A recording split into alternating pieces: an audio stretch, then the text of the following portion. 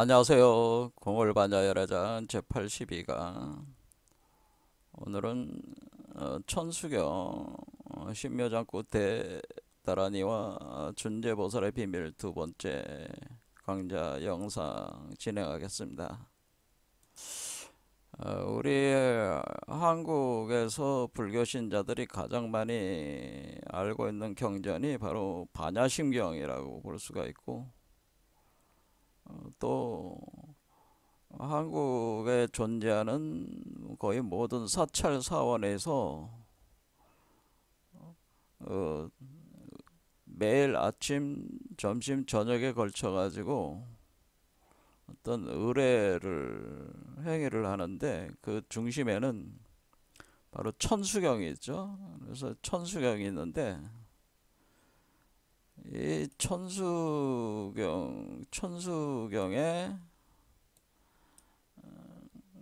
을 이제는 염부라는 거죠.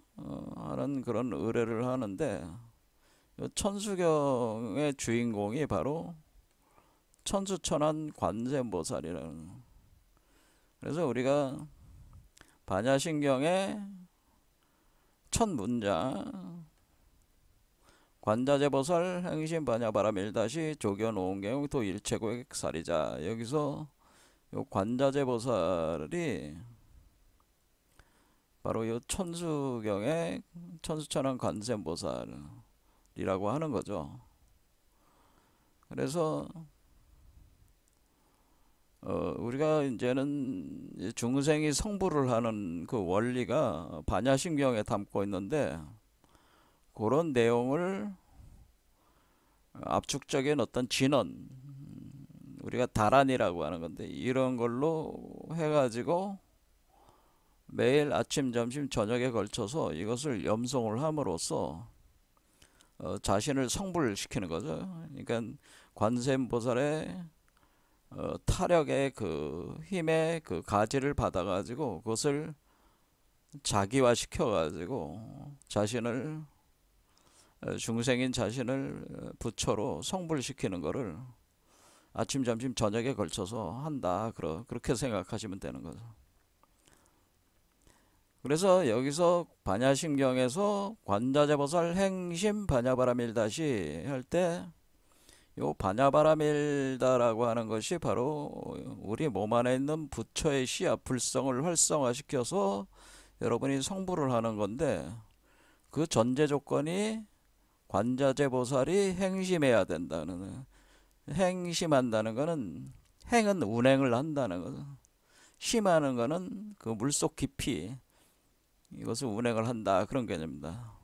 그러니까 우리의 고해 바닷속에서 관자재 보살이 자신의 힘을 운행을 시킨다. 그러니까 타력 가지를 시킨다라고 하는 거는, 그럼으로써 우리 안에 있는 부처의 씨앗을 활성화시켜서 성불케 한다. 그러니까 요 반야심경 자체가 나라는 중생과 관세음보살의 자리, 자타불이 자력과 타력이 합하는 수행법을 기초로 하고 있다고 하는 거예요. 그리고 이 수행법이 다란이 수행이다라고 하는 겁니다. 그러니까 진언을 외우는 수행인데, 이것이 우리 한국에서는 아침, 점심, 저녁으로 외우는 천수경을 염송하는 것이 이 진언 수행에 매일매일 하는 수행이다, 이렇게 생각하시면 되는 거예요. 그러니까 우리는, 중생은 관세음보살을 자신과 합해가지고 자신 안에 관세음보살의 타력을 가지를 해서 수행을 해야 되기 때문에, 무엇보다도 이 관세음보살이라고 하는 거에 대해서 깊이 사실 이해를 해야 되는데, 그런데 이 그 반야심경을 해석을 하시는 분들이 정작 관세음보살에 대해서 깊이 공부를 한 거는 별로 없는 것 같아. 기존에 알려진 정보들을 가지고 주로 그냥 설명을 하는 차원이지, 이것을 어떤 관세음보살이 그는 관세음보살이 어리로부터 이 관세음보살이 시작이 됐느냐에 대한 그런 거에 대해서 일반 대중은 당연히 관심 갖기가 힘들지만은 문제는 그 평생 수행을 한다고 하는 스님들이나 학자들도 이거에 대해 깊이 연구들을 잘 안 하신다라고 하는 겁니다. 그런데 그 내용성이 사실은 매일매일 외우고 있는, 염송하고 있는 바로 이 천수경 안에 그 관세음보살이 과연 어디서 기원을 했고 어떤 존재인가에 대한 실마리가 천수경 안에 있다고 하는 것이다. 그래서 이거를 이제는 천수경 강의를 이제 두 번째 이제 진행하게 된 동기가 된 겁니다. 그런데 우리 한국에서 이제는 그 이 천수다라니 바로 이 천수경을 깊이 연구를 하셔서 이 관세음보살의 실체를 밝히는 저서를 내신 분이 있는데 민희식이라는 분이 계신데요. 전 한양대 불문학과 교수님인데 이분이 보면은 낸 서적이 법화경과 신약 성서의 뿌리, 성경 속의 성상, 천수경, 예수와 붓다. 그래서 성경과 불경을 오가는 다양한 저서들을 펴냈는데 성경과 불경이 근본적으로는 그 뿌리가 같다고 하는 것을 사실은 이분은 알고 계셨다 이렇게 보시면 돼요. 그거를 자기가 연구를 한 거를 저서로 내는 거죠. 그런데 이분의 이러한 저서의 내용을 제대로 이해를 해서 수용을 제대로 하고 있지 못하는 거죠. 근데 이분이 이제는 우리가 천수다라니 안에 있는 그 내용은 사실은 관세음보살에 대한 그건데 그 내용이 사실은 힌두교의 비슈누와 시바신에 관련된 내용이다라고 하는 거죠. 그걸 밝혀내신 거죠. 민희식 교수님이 천수경 해설서를 내셨는데 뭐 현봉이란 분은 요 스님은 용어 자체에 끄달리면 안 돼 뭐 이런 식의 대강 이런 식의 반응이죠. 얼마 전에 돌아가신 김성철 교수는 대승경전 종교적 효력의 가치가 있다 뭐 이런 거 이렇게 이제 평가를 한 거죠, 이 책을. 그래서 보면은 천수경의 중심이라고 할 수 있는 신묘 장구 대다라니가 힌두교 신인 시바와 시바신과 비슈니 신에 대한 예찬 기도문이다라고.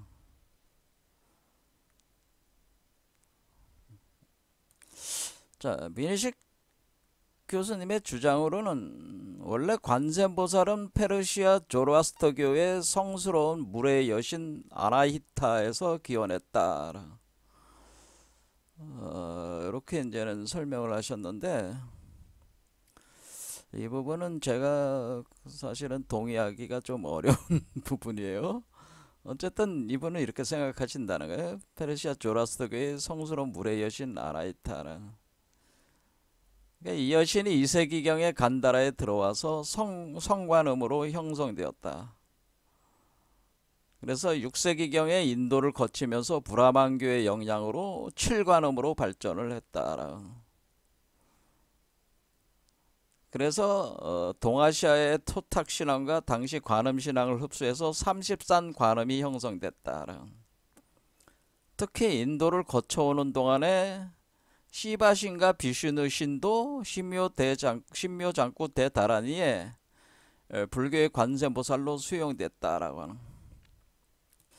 그러니까 이분의 주장으로는 관세음보살은 조로아스터교로부터 시작이 돼서 물의 여신 아나히타에서 기원했다니까 그러니까 여신이라고 하는 거죠. 그러니까 우리가 생각하기에는 이 관세음보살이 주로 여성적인 모습을 하고 있는데 사실은 원래 관세음보살은 여성의 모습은 아니었고 남성의 모습을 한 경우도 많고 또 양성동체로 남성과 여성이 동시에 그러니까 우리가 관세음보살은 양성동체 모습을 많이 하고 있습니다. 사실은 원래는 양성동체. 그러니까 남성적인 모습도 있고 여성적인 모습도 있고 그런데 점차 흘러가면서 여성적인 모습이 이 여성성이 처음에는 남성성이 우세하다가 양성 동체로 이렇게 가다가 여성성이 점점 더 돋보이는 과정을 해서 오늘날 우리가 뭐 관세음보살하면 다 여성의 모습으로 우리 동아시아에서는 받아들이고 있잖아요. 여기 보면은 다 여성의 모습, 이렇게 치마 입고 이렇게 여성의 모습으로 돼 있어요. 그래서 최근에 와서 어떤 모습으로까지 진화를 하냐면은 관세음보살이 이렇게 아기를 안고 있는, 그러니까 이 그림은 누가 그린 거냐면 조일학이라는 분이 그린 건데, 조일학 초대전에서 요 조일학이라는 분이 소개를 하는 거죠. 이렇게 관세음보살을 아기를 안고 있는 형상으로 이렇게 그린 한국에 우리 예술가가 있다고 하는 거죠. 저는 상당히 타당하다고 봅니다. 요 모습 자체가 조일학이라는 분이 그린 이 관세음보살의 형태는 사실은 준재보살의 형상을 사실 내포하고 있는 건데요. 요게 이제는 안고 있는 요게 바로 부처라고 하는 거죠. 부처. 요게 바로 열애라고 하는 거죠. 요 아이가 바로 열애다라고. 그래서 아이를 태어나게 하는 부처의 어머니, 준재보살은 부처의 어머니이기 때문에, 그러니까 준재관음보살의 형상을 표현을 해준 거죠. 자, 그러니까 관세음보살이 이렇게 일단 남성 여성이 혼합된 형태에서 여성으로 이렇게 발전을 하고 있는데, 지금 미니식 이분은 여성성의 모습에서 이걸 이제는 조라스터계의 아나히타라는 물의 여신이라는 거기서부터 이제는 얘기를 전개를 한 것이다, 이렇게 보시면 되는 거죠. 근데 제가 말씀드렸듯이 원래 관세음보살은 남성 여성에서 여성을 이렇게 된 거예요. 이분이 이렇게 그러니까 미니식이라는 분이 이렇게 생각하게 된 동기는 제가 볼 때는 지금 이와 같은 우리가 준재보살과 같은 개념, 그러니까 이게 지금 여자가 그 아이를 안고 있는 이런 형태 있잖아요. 이런 형태가 우리가 아나히타라고 조라트게는 이렇게 얘기를 하지만은 사실은 이 내용이, 요 아나히타는 우리가 이제는 여러분들이 이집트 신의 이슈타르 여러분들이 뭐 터키에 가면 이스탄불이라고 했죠. 이스탄불. 그러니까 이시스 여신은 상징하는 그 도시거든요. 그래 이슈타르 여신이 아나히타. 또 이 수메르로 가면은 이난나가 바로 이슈타르거든. 그 다음에 이집트로 가면은 이시스. 그리고 성경을 보면은 아세라 뭐 이런 식으로 이름이 되는데, 그와 같은 게 아나히타가 바로 요 같은 여신의 계보를 잇는 그런 개념이라는 거죠. 이게 그러니까 우리가 우주의 어머니를 표현해주는 개념이다라고 하는. 그러니까 이 여성성을 해서 민희식 명예교수께서는 이 아나히타라는 이 여성성으로부터, 이게 왜냐하면 이 조로아스터가 조로아스터의 정자를 받아가지고 성스러운 호수에서 15살 처녀들이 한 3명 정도가 이렇게 1000년에 걸쳐서, 3000년에 걸쳐서 1000년 단위로 구세주가 등장을 하게 되는데, 그때 물 속에서 젊은 처녀가 호수 속에서 조라스터의 정자를 받아서 임신을 하게 되거든요. 그러한 내용들과 이렇게 관련이 돼가지고 이게 나온 것이다. 물론 그거와 관련이 없다고 볼 수는 없지만은 여성성일 때 그렇다는 얘기죠, 제 얘기는. 그러니까 이거는 제가 생각할 때는 그게 아니고, 이 물의 여신 아나히타라고 이분이 또 생각하게 된 동기는 제 생각으로는 그러한 개념도 있고, 왜 물이냐? 왜 물이냐? 물의 여신이냐? 이것은 사실은 우리가 보살의 상징의 핵심 상징이 뭐예요? 그게 감노잖아요. 감노. 그렇죠? 상징은 감노다 보니까 감노가 물이잖아요. 물이면서 술입니다. 근데 여기서 물의 특성을 얘기하는 물. 그러니까 감노다 보니까 이 감노가 물의 여신이니까 우리가 관세음보살이 뭐 수월간음이라든가 뭐 회수간음이라든가 이런 게 이제는 수월간음 같은 경우는 그 바다, 강, 호수 뭐 이런 거에 비치는 달빛 같은 그런 어떤 이미지로 이제는 표현이 될 때에 그 물과 깊은 연관성이 있단 말이에요. 특히 이제는 감노병에 넣는 버드나무가 물가에서 자라는 나무란 말이에요. 그냥 그게 버들나무가 가지를 차용한 게 아니고 물가에서 자라는 나무 이미지를 가져온 겁니다. 근데 그게 감노라는 그 물 속에다가 버드나무 가지를 넣어가지고 이렇게 그 감노를 중생들에게 뿌려주잖아요. 각종 질병과 고통과 번뇌 망상으로부터 벗어나게 하는 거잖아요. 그러다 보니까 이 물의 이미지와 연관을 해서 이렇게 추적을 하다 보니까 아나히타를 만나신 것 같아요. 그런데 제가 드리는 말씀은 아나히타에서 온 게 아니고 이 감노는 사실은 이건 힌두교에서 등장을 하는 것이다. 이게 그러니까 힌두 신화에서 등장을 하는다. 힌두 신화에서 등장하는 요 내용에 대해서 이제 설명을 제가 드리려고 하는 겁니다. 아무튼 요번은 이렇게 보셨다는 거예요. 그래서 아나히타가 왼손에 물병을 들고 있으며 물병에서 물이 흘러내리는 것 또한 관세음보살상의 그것과 같다. 그리고 관세음보살의 머리 위에 화불, 그러니까 응신불을 얻고 있거나 청관을 쓴 것이 아나히타상의 특징과 일치한다. 근데 화불을 얹고 있거나 청관을 쓰고 있는 이유는 다 이유가 있는 거거든요. 자, 아무튼 이분은 이렇게 생각을 하셨다, 그런 얘기입니다. 자, 이 부분에 대해서는 제가 따로 설명을 왜 이렇게, 그러니까 왜 화불이고 청관을 쓰고 있고 감노병을 들고 있고 뭐 이런 거 버들나무 가지 든 거는 그런데 이유가 있는 거예요. 그거에 대해서는 따로 또 한번 살펴보죠.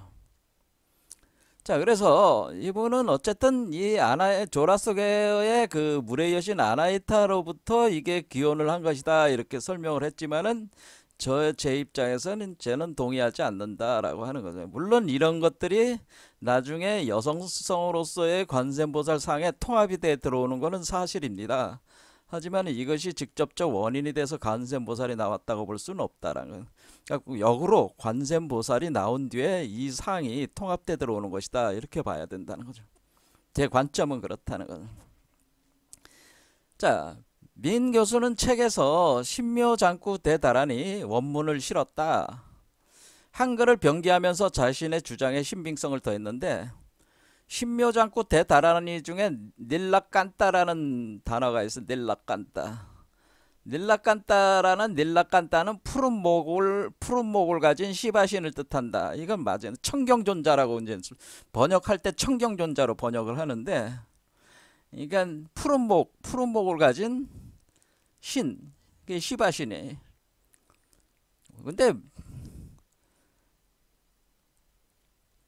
시퍼런 목이죠. 시퍼런 목. 그러니까 목이 왜 시퍼러지냐면은, 근데 왜 시바신이 왜 목이 시퍼러졌냐 뭐 그런 거죠. 그러니까 우리가 시바신을 볼 때 시바신이 요게 시바신이에요. 여기 시바신. 여기 요 목이 시퍼런 거는, 근데 몸 전체가 사실은 파래요. 파란데 특별히 여기가 더 시퍼러졌다는 거예요. 근데 왜 목이 시퍼러진 신이냐 이런 거에 대한 설명은 안 하셨다 이런 거예요. 여기에 시바신은 108가지 호칭으로 불린데 그중 닐라깐따가 푸른 목의 연어는 독사 바수키가 세상을 파괴하기 위해 맹독을 뿜어내자 시바신이 세상을 구원하기 위해 독을 마셨고, 여기 나오네요. 이렇게 독을 마셨어요. 그래서 그 독을 마신 데 그 독을 마신 데에다가 목에다 걸어놨어요. 독을. 그래서 독이 목에 걸려 있으니까, 그러니까 목이 시퍼러진 거다. 그래서 기원한다라고 하는 겁니다. 그럼 이 얘기가 어디서 나온 얘기냐? 이렇게 왜 독을 이렇게 마시는 이 얘기가 이 신화의 기원이 어디냐? 이것이 바로 여러분들이 뭐 저기 캄보디아 같은 데 가보면 앙코르사원 같지, 앙코르사원 같은 데 가보면은 거기 조각 그림들이 있어요. 앙코르사원. 여러분이 동남아 여행 가시면 앙코르사원에 가보시면은 거기 뭐가 있냐면은 주로 캄보디아라든가 버마 이런 데 다 불교 문화권이잖아요. 힌두교 문화권이야 또. 그러니까 거기에 뭐가 있냐면 마하바라타에 관련된 내용이 거기에 부조물로 이렇게 돼 있습니다. 그런데 마하바라타 안에 어떤 내용이 있냐면은 이 우유바다 희적기, 이게 유해교반이라고 하는데, 그러니까 유가 전유자죠. 우유. 그러니까 소의 젖의 바다를 휘젓는다, 교반한다, 휘젓는다. 이 유해교반 신화에 이 내용이 있습니다. 그래서 이 유해교반 신화가 굉장히 중요한 신화입니다. 요를 설명을, 우리가 요 이치를 알아야지 요 감노가 뭔지도 또 알 수가 있다, 그 얘기예요. 이걸 이 신화를 보려고 하는 거예요. 자, 어쨌든, 그래서 우리가 여기서 나오는 그 시바시는 뱀독을 마신 거예요. 근데 어떻게 마셨냐? 그거는 제가 이제 신화를 설명을 하면 이제 마시게 된 그 과정이 있으니까 알 수가 있다. 그래서 이따가 설명을 해드리겠다 겁니다. 자, 이래서 이렇게 시바신이 이렇게 독을 마셔가지고 뭐냐면은 거기에 모든 생명체들 이렇게 구원을 한 거죠. 다 살린 거야. 다 죽어가는, 독에 의해서 죽어가는 생명들을 살리게 된 이타적 행위와 희생정신을 불교적으로 이렇게 해석해가지고 관세음보살의 대자비심이다 라고 하는 거죠. 근데 이게 뱀독이잖아요. 바수키라는 뱀독이니까 우리가 탐진치라고 하는 것을 용사의 독이라고 이렇게 하잖아요. 불교에서는 탐진치, 우리가 탐욕, 그 다음에 분노, 치, 어리석음이라고 하는 이 탐진치 삼독을 뭐라 그래? 이것은 용사의 독이다. 그래서 용과 뱀의 독이다라고 이렇게 표현하기 때문에 요게 뱀인데 요 용사가 누구예요? 바수키라는 거다. 바수키라는 뱀이 있단 말이에요.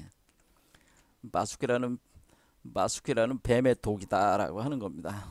근데 왜 뱀이 왜 등장을 하느냐? 요거를 알아야지 이제는. 그렇죠? 자, 여러분들이 그 탐진치에 의해 가지고 우리 인류가 종말하게 생겼어. 그러니까 우리의 탐욕에 의해서 우리가 그 독을 마시기 때문에 뱀독을 마셔가지고 여러분들이 탐욕을 걸렸어. 탐욕에 빠졌어.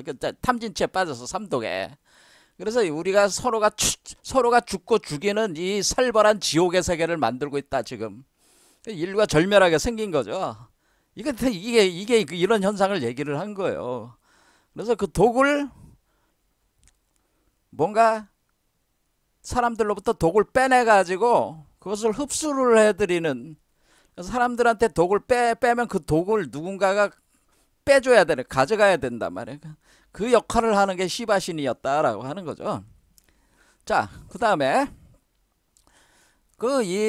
신묘 짱꾸 대다란이를 읽으면 헤헤하레 뭐 이렇게 하는데, 하레라는 말은 그 산스크리트 하레에서 나오는데 이것은 하리라는 말과, 이 하리는 뭐냐면 하래는 하리는 관자재라는 뜻이다라고. 관자재. 그러니까 우리가 관자재 보살 할 때 관자재가 여기다. 근데 이 관자재, 하리라고 하는 이거는 관자재라는 뜻인데 이것이 바로 비슈누신을 의미한다. 그러니까 앞에 시바신 나왔고 이제 비슈누신이 나온 거죠. 하리는 비슈누신의 별칭이다. 갱신과 성장을 의미한다. 베다 원전에서 관자재의 문자 그대로의 뜻은 세상을 굽어 살피시며 스스로 계시는 절대자, 즉 하나님이란 뜻이다. 그러니까 이렇게 뭐야? 이 관자재라고 하는 거는 우주 관찰자, 주시자를 의미하는 것이다라고 하는 거죠. 이제는 그러니까 뭐야? 자기가 창조한 세계를 관찰하고 주시를 하고 있는 관찰 주시자. 이걸 뭐라 해? 서양권에서 이걸 뭐라 그래? 전시안을 가진 자. 그래서 여러분들이 그 저기 1달러 지폐, 미국의 그 1달러 지폐를 보면은 거기에 그 피라미드 위에 그 전시안이 있잖아요. 모든 것을 보는 눈. 그렇죠. 그게 관찰하는 존재 아니에요. 그렇죠. 그리고 원래 인도 종교인 브라만 교회에서는 시바신과 비슈누신에 대한 통칭으로 이슈와라. 그러니까 우리가 보통 이 비슈누신과 시바신이나 뭐 브라만신 이런 브라만이라는 존재들은 이슈와라라고. 이슈와라. 그러니까 신이라고 칭할 때 우리는 신이라는 단어를 쓰지만은 저쪽 인도 사람들은 이슈와라라고 쓴단 말이에요. 그래서 이게 신이라는 걸 이슈와라. 그래서 이슈와라가 바로 하나님이다, 뭐 그런 신이다 그런 뜻이고, 로케슈와라, 아왈로키테슈와라, 아왈로키테슈와라라는 예경의 뜻을 담은 호칭을 사용했다. 그러니까 아왈로키테슈와라란 말이 바로 요게 바로 관세음보살이라는 뜻이잖아요. 그렇죠? 그러니까 우리가 원래 이 이슈와라라든가 로케슈와라 또는 아왈로키테슈와라는 일종의 그 신들에 대한 예경, 그러니까 신들에 대한 존경심을 담아서 신을 부르는 호칭이다라는 거죠. 신들을 부르는 호칭이다. 특히 관자재라는 말은 의역을 하면은 힌두교에서는 비슈누 신의 호칭이다라고 하는. 관자재는 이 관자재가 바로 하리라는 말이다. 자, 여기 보면은 그 다음에 그 다라니 안에 비마사갔다 이사시체다 가릿나 이나야 사바와, 그 다음에 마가랴 잘마 이바사나야 사바하도 요 사바하라는 요 문구도 시바신을 예찬하는 구절이다. 이 구절은 왼쪽 어깨에 흑가슴을 가죽을 걸치신 분께 경배합니다. 성축해 하소서. 그 다음 호랑이 가죽 옷을 두른 분께 경배합니다. 성축해 하소서. 이렇게 할 때 왼쪽 어깨에 흑사슴 가죽을 거치고 호랑이 가죽을 걸쳤다. 그러니까는 지금 여기 보면은 여기 걸치고 있는 게 이게 호랑이 가죽이에요. 호랑이 가죽. 이게 시바신인데, 호랑이 가죽이고, 요게 사슴 가죽이라고 하는 거죠. 사슴 가죽 위에 있는 거는 뭐 하나로 이렇게 돼 있지만, 호랑이 가죽 전체로 돼 있지만은 사슴 가죽과 호랑이 가죽을 걸치고 있다라고 하는 겁니다. 이 시바신. 그러니까 시바신에 대한 얘기다, 그런 얘기입니다.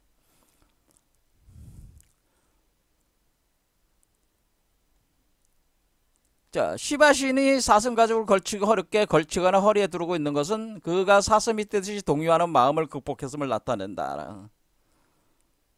뭐 이런 거야.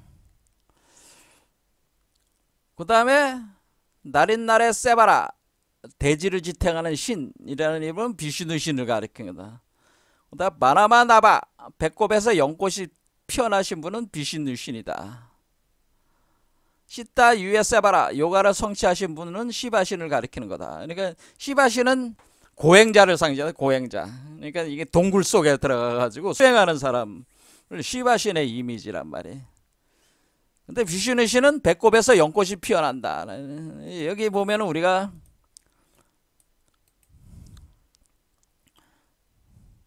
요게 이제 비슈누 신인데, 비슈누 신은 거대한 바다 위에서 자, 그러면 요 우주의 우주 바다, 이 바다가 어디냐면은 여러분 몸속에 있는 바다를 얘기하는 거예요. 이 아래쪽에 여기를 얘기하는 거예요, 여기. 그런데 여기에 이 뱀이 있는데 아디세샤라는 뱀이 있습니다. 이 거대한, 이게 뱀들의 왕인데 아난타라고 부르기도 하는데 세사라는 뱀이 있어요.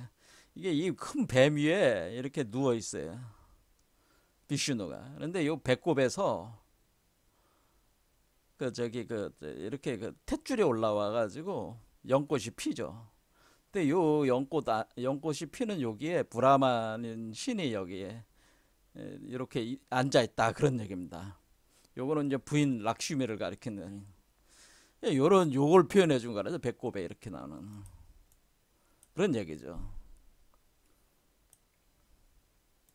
자, 그래서 정리를 하자면은 신묘장구 대다란이는 본래 시바신과 비슈누 신을 예찬하는 다란이다 라고는. 닐라칸타라는 거는 푸른 목을 가졌다는 뜻으로 시바신을 의미합니다. 하레라는 말은 할인데 이것은 관자재라는 뜻으로 비슈누 신을 가리킨다는. 바마사칸타 이사체타 가린나 이나야나라는 것은 왼쪽 어깨에 흑사슴 가죽을 걸치신 분이란 뜻인데 이것은 시바신의 모습이다. 마그라 짤마의 이바사나야는 호랑이 가죽을 옷을 두른 분으로 이것은 시바신의 모습이다. 다른 나라에서 해봐라. 대지를 지탱하는 의미, 이것은 비슈누 신을 의미한다. 마나마나 나바, 배꼽에서 연꽃을 핀다는 의미는 비슈누 신을 의미한다. 히타 유에세바라, 요가를 성취했다는 의미는 시바신을 의미하는 것이다. 뭐 이런 식으로 이제는 이 신묘장구 대다란이가 사실은 이 시바신과 비슈누 신을 한 거죠. 근데 이게 브라만 신도 여기에 이제 등장하는 건데 어떻게 등장해요? 배꼽에서 연꽃이 피었을 때 요 연꽃 안에 바로 브라만 신이라는 게 있다고 제가 말씀을 드렸잖아요. 연꽃 속에 브라만. 그러니까 우리가 삼신이 여기 책에 다 들어와 있는 거죠. 브라마.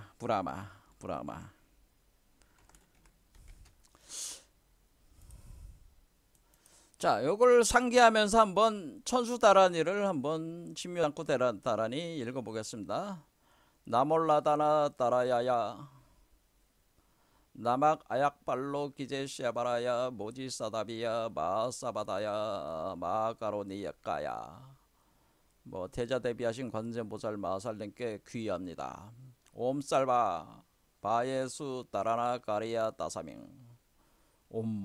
모든 공포에서 구제해 주시는 까닭에 나막가리다바 이맘 아야발로 기제시아바라 따바. 어지신 관세음보살께 귀하여 거룩하신 위신력이 펼쳐지도다. 닐라칸타 나박 하리 나야마 발다 이사마. 푸른 목을 가진 분으로 본심으로 귀의합니다. 그러니까 푸른 목을 가졌다 그러기 때문에 푸른 목을 가져. 요게 바로 요게 시바신에 대한 내용이는 거죠. 그렇죠. 이 시바. 요게 중요해요. 시바 목 푸른 목을 가졌다. 살바다 사나담스바나 아에얌. 중생을 구제하는 경지에 도달하여 최상의 길상을 얻어 살바보다 남바바 마라 미수다감. 이 세상에 태어난 모든 것을 삶의 길에서 깨끗하게 하시니 뭐 이런 내용들 이렇게 되는. 그래서 이렇게 뭐 다 읽으려고 하니까 좀 힘드네요. 이렇게 보면은 쭉 가면은 여기 쭉 수화소서 뭐는 대제왕 요게 바로 이제 비슈누 신을 가리킨다. 뭐 이런 얘기죠. 뭐 이런 얘기. 로케스바라 그러니까 요로케스바라 이 말 자체가 이게 신을 뜻하는 경외하는 말이라는 거죠. 아발로키테 슈바라 이런 것도 경외하는 말이라는 거죠. 앞에 아발로키테 슈바라란 말이에요. 아왈로키테 슈아라 요 말 아르와 이게 관세음보살인 말인데 요게 원래 이 신들을 경외하는 말이다 표현이다. 그렇죠. 이런 식으로 탐진치 탐욕의 독심을 잠재우소서 진심의 독심을 분노의 독심을 잠재우셔 치심의 독. 그러니까 이 탐진치라는 뱅독 용사의 독이 나오는 거죠. 이걸 잠재우는 거죠. 그리고 연꽃을 지닌 분이시오. 제도하소서, 나아가게 하소서, 보리도를 깨닫게 하소서, 자비로우신 청경성존이여. 이 청경성존이 목이 파란 저기니까 요게 바로 시바신이를 뜻하는 거다.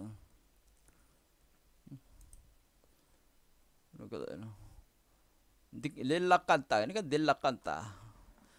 돼지의 모습과 사자의 모습이요 사바하. 요거 이제 설명이 안 나왔었는데, 바라 모카 싱하야 모카 사바야 사바. 그러니까 돼지의 모습과 사자의 모습이요 사바하. 이렇게 할 때 요 돼지의 모습, 사자의 모습, 요게 바로 비슈누 신을 또 의미해요. 그러니까 비슈누 신은 이 세상에 10개의 화신체를 가지고 있는데, 이 10개의 화신이 있습니다. 비슈누 신은. 그래서 그 10개의 화신에 대해서 한번 보겠습니다. 요게 이제는 우리가 비슈누 신을 얘기할 때 특징이 뭐가 있냐면은, 방금 뭐가 나왔어요? 방금 우리가 돼지가 나왔고 사자 모습이 나왔잖아요. 돼지와 사자. 요게 바로 그 비슈누 신의 그 10개 화신 중에 난 거야. 요게 사자를 뜻하는데, 그러니까 처음에 마체아는 물고기를 상징하는 물고기. 이 물고기는 어떤 물고기냐면은, 인도에서도 이제는 대홍수가 나는데, 대홍수, 우리가 성경에 보면은 노아의 대홍수처럼 인도에서도 대홍수가 일어나는 거죠.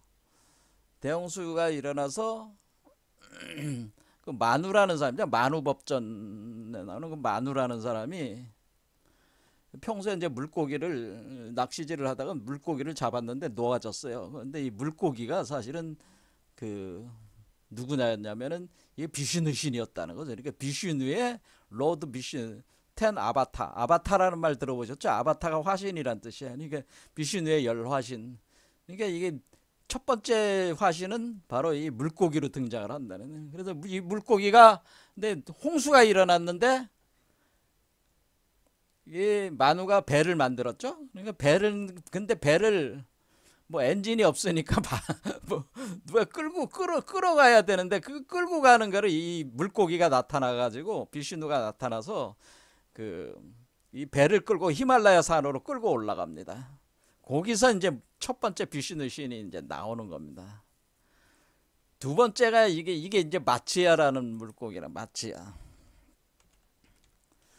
두 번째는 쿠루마라는 거북이가 있습니다. 쿠루마. 근데 거북이. 이게 거북이가 이름이 쿠루마가 되는 쿠루마. 이 쿠루마는 어디서 나온 거냐면, 이게 바로 유해교반에서 등장하는, 요 유해교반에서 그 만다라산이 그 바닷속으로 침몰에 들어갈 때 그것을 떠받치기 위해서 비슈누가 자신의 모습을 거북이로 만들어 가지고 그 산 밑으로 들어가 가지고 산을 들어 올리는 거죠. 들어 올려서 침몰하지 않게 들어 올리는 거를 하는데, 그게 바로 쿠루마. 자, 여기입니다. 그 다음에 여기에 바라하 아바타가 요게 바로 돼지, 멧돼지죠. 이 멧돼지. 세 번째가 이제 멧돼지가 되는 거죠. 그 다음에 네 번째가 이게 바라죠. 바라. 그 다음에 네 번째는 나라시가. 나라 신바. 나라신바라고 그래도 신바 뭐 할 때 나라신바. 나라싱하라고 하기도 하는데, 여기서는 나라신바라고. 뭐 신바라고 거기 여러분들이 뭐 사자 영화 있잖아요. 거기 신바가 있죠. 신바. 나라, 여기서 온 것 같아. 이름이 나라신바. 요거는 뭐냐면 이거 사자죠. 사자. 그 다음에 뭐냐면 바마나는 얘는 난쟁이에요. 원래 난쟁이.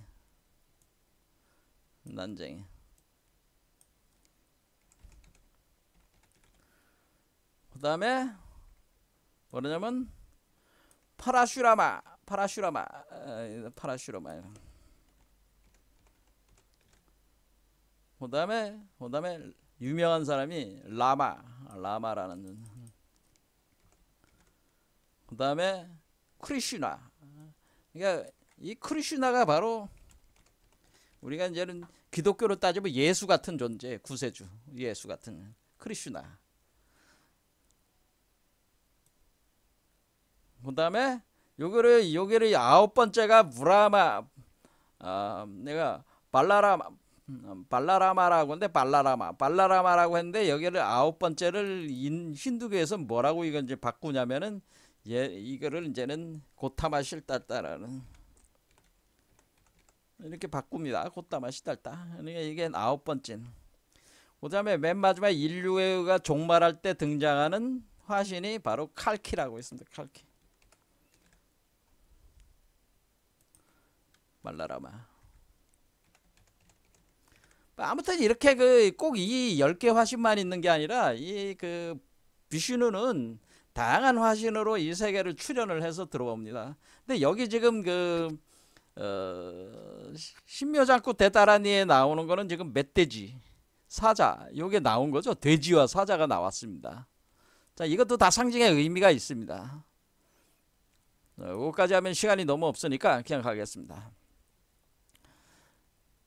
자, 그래서 어디까지 왔나요? 돼지의 모습과 사자의 모습이요. 그렇죠. 여기서 법륜을 지닌 분이시오. 이것도 뭐예요? 차크라가 법륜인데 여기 보면은 우리가 여기 이게 비슈누 씨는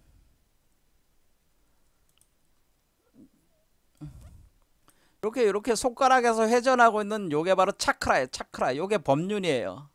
그러니까 우리 몸에서 요 회전하는 거 있잖아요. 요게 여러분이 7개 차크라에서 요게 바로 연꽃으로 표현되는 요게 바로 우리가 차크라라고 하는 건데 이 차크라가 바로 요걸 가리키는 요 회전하는 법륜을 가리키는 거예요. 요걸 회전시키는 거죠. 요게 법륜이잖아요. 요게 회전한다. 여기서 회전하고 있대. 차크라를 가리키는 이런 개념이죠. 자, 그러면 우리가 여기서 그럼 법륜을 지닌 분이시오. 범나의 소리로 깨닫게 하는 법나라고 하는 것은 소라를 가리켜. 소라. 그러니까 여기서 보면은 이것도 결국 비슈누 신이 이쪽 손에 요 소라를 들고 있죠. 소라 고동. 그렇죠? 이 쌍카라고 하는 거. 쌍카, 소라. 요걸 얘기하는 거란 말이야. 이렇게 되는 거죠. 법륜, 그 다음에 연꽃을 지닌 분이시오. 그렇죠. 연꽃은 뭐 항상 지니고 있으니까 신들은. 근데 특히 이 비슈누는 시바는 연꽃을 이렇게 딱 들고 있고 비슈누는 배꼽에서 연꽃이 아예 피어오르는 거고. 그렇죠. 다들 연꽃을 이렇게 또 갖다 바치고 뭐 그러잖아요. 그러니까 그거는 시바나 비슈누나 다 연꽃과 관련돼 있으니까 말할 그것도 안 되죠. 그렇죠. 이런 식으로. 자, 그 다음에 이제 곤봉을 들고 계시는 분이셨대. 곤봉도 뭐야? 여기 요 손에 들는 요게 곤봉이잖아요. 요게 비슈누 신의 곤봉. 요게 비슈누 신이 이게 다 그러니까 요 뒤에 있는 그 문장들은 다 거의 비슈누 신의 그 상징들을 비슈누 신의 다양한 우리가 상징들, 비슈누 신의 상징들이 여기 있는 거죠. 곤봉. 그렇죠? 곤봉. 또 뭐가 있을까요? 왼쪽 어깨 검은 사슴 가죽. 여기서부터는 시바죠. 호랑이 가죽. 시바. 그렇죠? 몸에다 호랑이 가죽 들고 있다 얘는.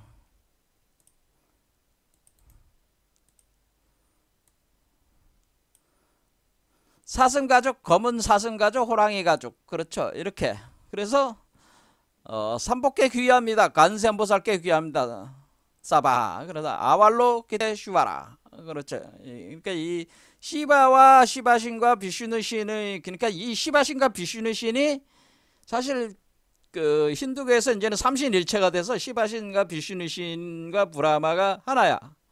근데 도대체 시바신은 무엇을 의미하고 비슈누신은 무엇을 의미하느냐 얘기할 때 제가 지난 시간에 시바신은 우리가 불교적으로 따지면 보신체를 얘기하는 보신부를 얘기하는 거고 시바신은 비슈누신은 화신부를 얘기하는 것이다 제가 얘기를 했어요. 그러니까 우리가 동양학적으로 보면은 시바신은 우리가 선천세계를 표현해 주는 거고 시바신은 후천세계를 표현해 주는 것이다.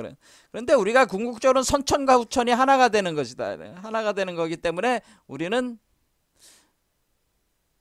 그게 어떻게 된다는 거예요? 하나가 되는 거니까 비슈누와 시바가 하나가 되는 거죠. 하나. 그렇죠. 하나가 되는 것이다. 그런 얘기야. 자, 이렇게 돼가지고 우리는 여기서 이제 알 수 있는 것이 여기 거의 내용의 뭐 절반 이상이 거의 다 절반 이상의 3분의 2 정도는 다 비슈누와 시바에 관련된 내용들로 이렇게 가득 차 있다고 하는 것을 알 수가 있습니다. 그래서 이게 신묘 장구 대다라니는 사실은 비슈누와 시바신에 대한 내용이고 사실 우리가 관세음보살이라고 하는 것은 비슈누와 시바라고 하는 그 두 신을 하나로 통합을 해가지고 표현한 말이다. 그러니까 우리가 관세음보살을 우리가 가리킬 때 우리가 대표적인 것이 우리가 천수천안 관세음보살 이렇게 할 때 여기 천수천안 관세음보살 할 때 여기 각 손마다 눈이 하나씩 있잖아요. 이렇게 그러니까 이게 이제는 우리가 시바신이 뭐가 있어요? 시바신의 가장 큰 특징이 뭐냐면은 이게 눈이 있는 거죠. 눈, 제3의 눈. 그러니까 제3의 눈이 있단 말이야. 시바신이. 그렇죠. 이 시바신의 그 이마에는 이렇게 여러분들이 이제는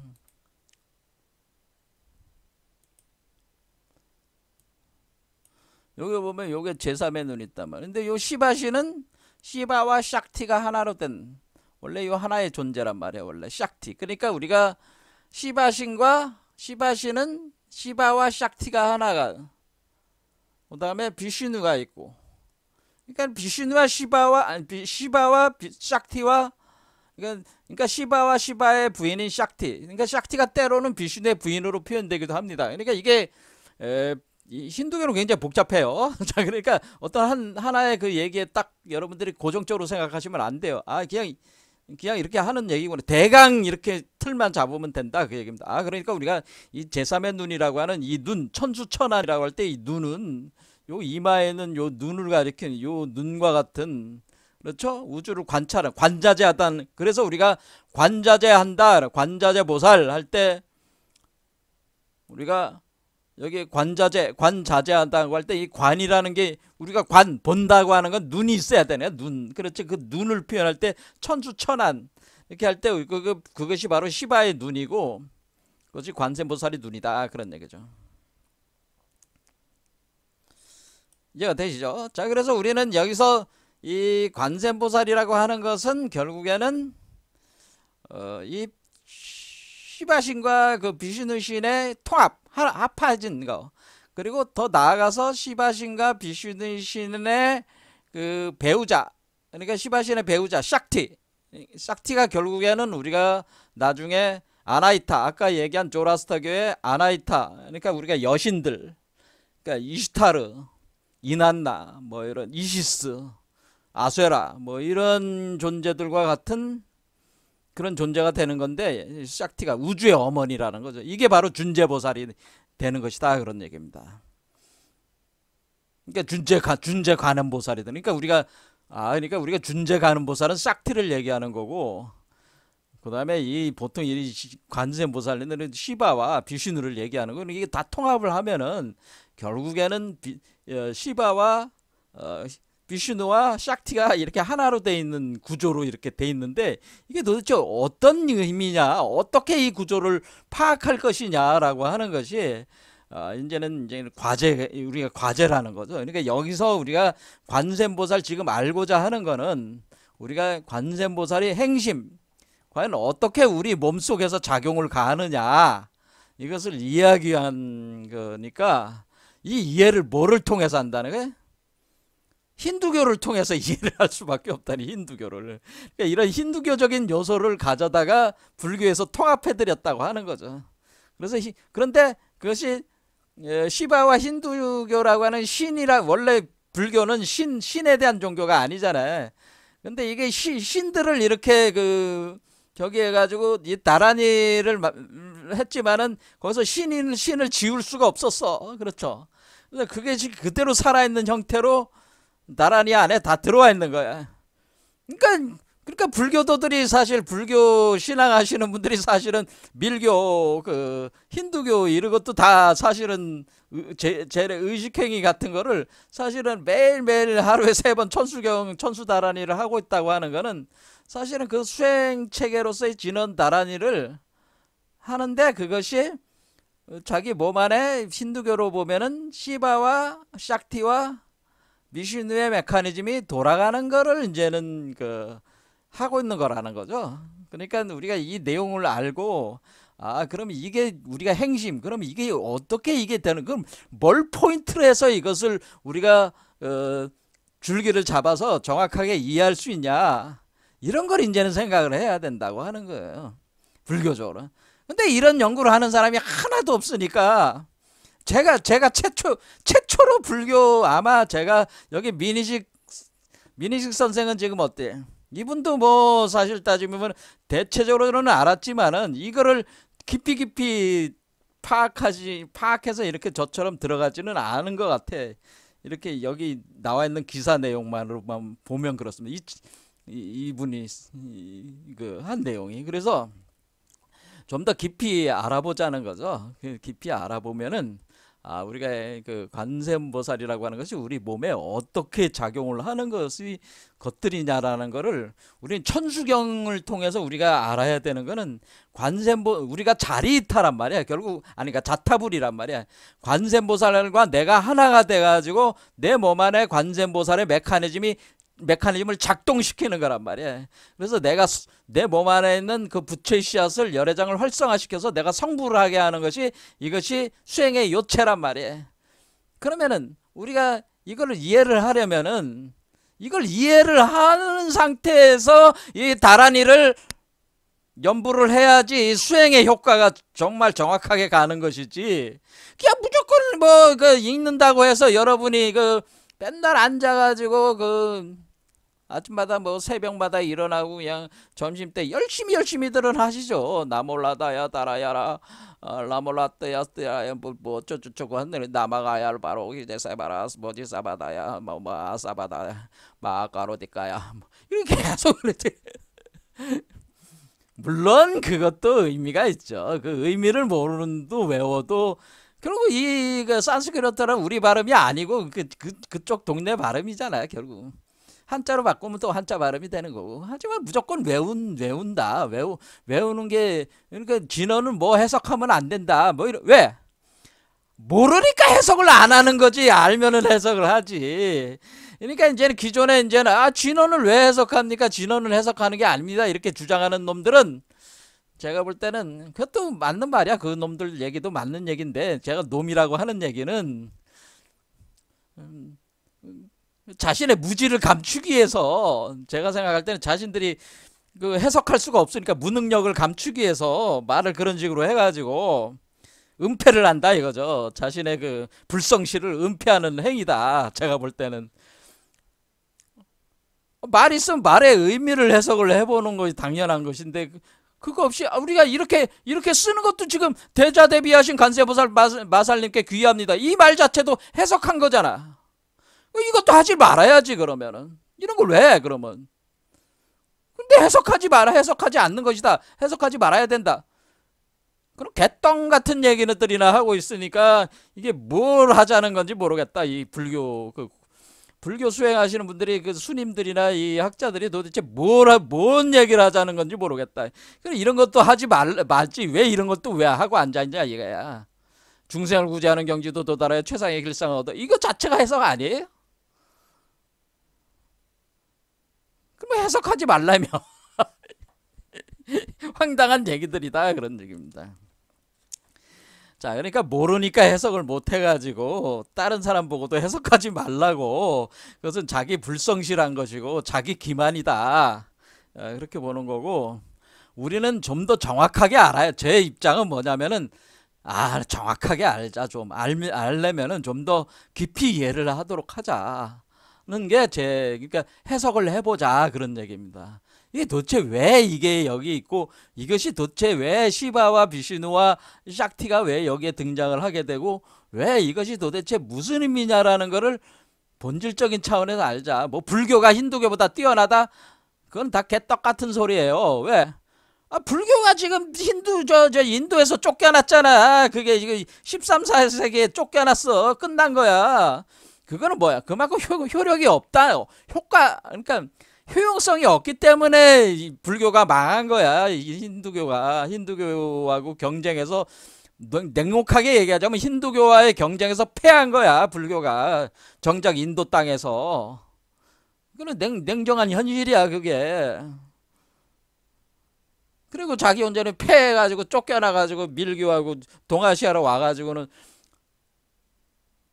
힌두교보다 뭐 자기는 잘났다. 우리 수행법이 더 우수하다. 뭐 이런 식으로 하고 있으면서 매일 아침 점심 저녁으로는 천수다란이라고 읽고 있는데, 그거 자체가 사실은 다 힌두교적인 요소들인 내용을 읽고 있으니 이거야말로 자기 기만이다라고 하는 거예요. 자기 기만.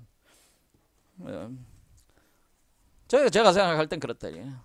근데 오늘 할 얘기는 다 쓰잘데기 없는 얘기를 많이 하고 있습니다. 제가 어쨌든 간에.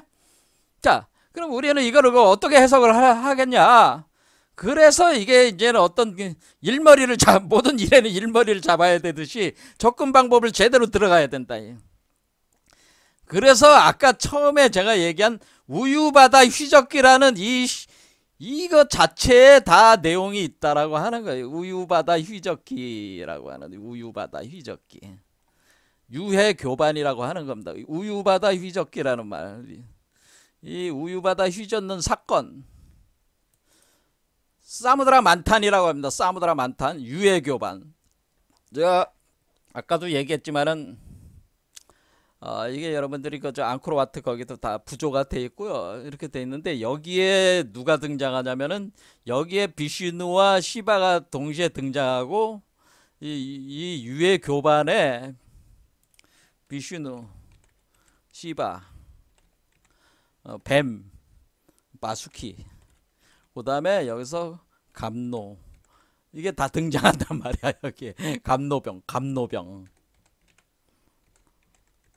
이런 것들이 다 등장하는 신화적 내용들로 구성되어 있고, 이런 것이 나중에 요 구조가 그대로 우유바다 휘젓기 구조가 시바와 샥티의 탄트리즘,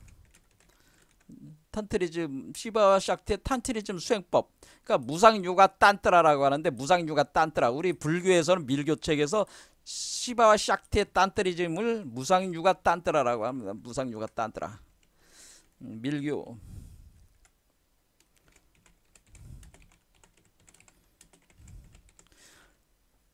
밀교의 무상유가 딴뜨라고 이제 직접적인 관련이 이제 있습니다. 이거 자체가 연관이 있는 거예요. 그래서 이거를 우리가 이 유해교반을 이해함으로써 이걸 토대로 해서 그 다음에 뭐 어디로 가야 되냐, 어디로